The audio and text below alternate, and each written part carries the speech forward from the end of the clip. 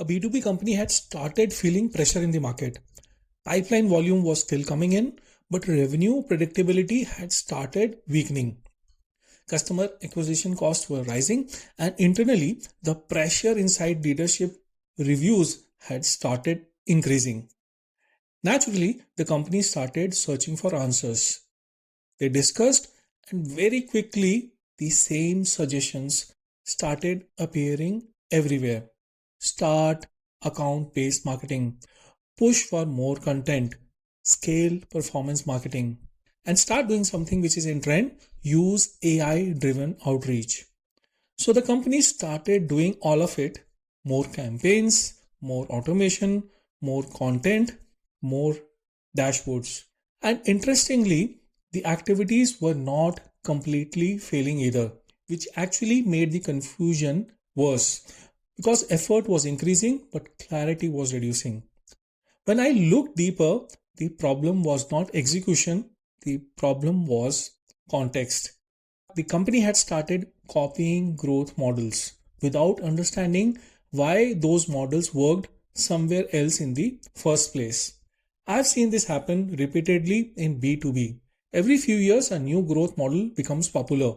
At one point, it was outbound sales, then content marketing, then performance marketing, and now ABM and AI driven growth. And companies rush towards these models, almost hoping there is one formula that works for everyone. But business rarely moves like that. What works in one market context can completely fail in another. If you look carefully at companies that survived multiple market shifts, they usually understood something very early. Customer behavior changes first, markets change next, and only after that do successful growth models emerge. At one point, companies like IBM realized that enterprise technology alone was no longer enough. Customers were now evaluating long-term trust, integration capability, operational continuity, and naturally, the market started evolving. Microsoft also understood something important. The future was no longer just software. It was becoming deeply integrated into how organizations function every day. The companies that survived market shifts didn't just improve products, they adapted to changing customer behavior earlier than others. And today, AI is creating another massive shift. Content creation is easier, outreach is easier, and even automation is easier.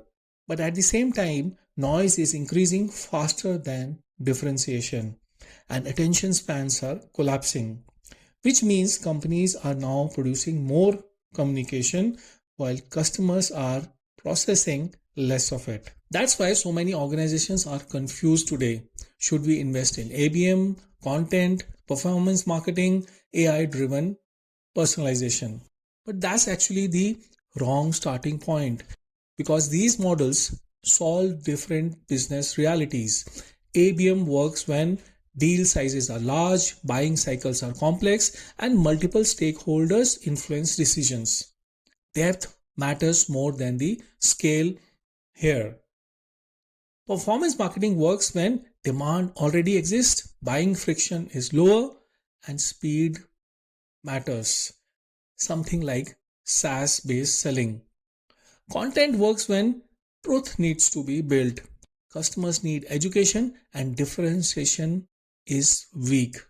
And the mistake many companies make is trying to blindly combine all three without understanding how their customers buy, what friction exists internally, and what stage the business is actually operating in.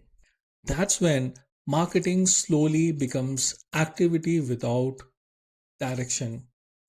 Growth models spread faster than customer understanding.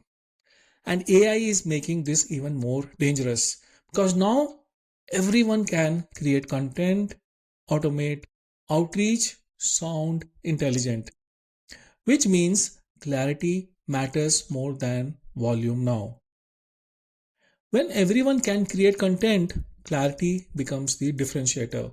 So before copying the next growth trend, a better question to ask is what kind of customer behavior are we actually solving for. Because successful B2B growth rarely comes from copying trends quickly, it comes from understanding context deeply. And usually, the companies that survive market shifts are not the ones reacting fastest. They are the ones understanding changing customer behavior earliest. I would like to hear how others are seeing this in their organizations. A lot of these friction points look very different across industries. So, if you have seen similar situations, do share your experience or perspective. I'll be happy to discuss and learn together because sometimes the best business insights emerge through shared operating experiences.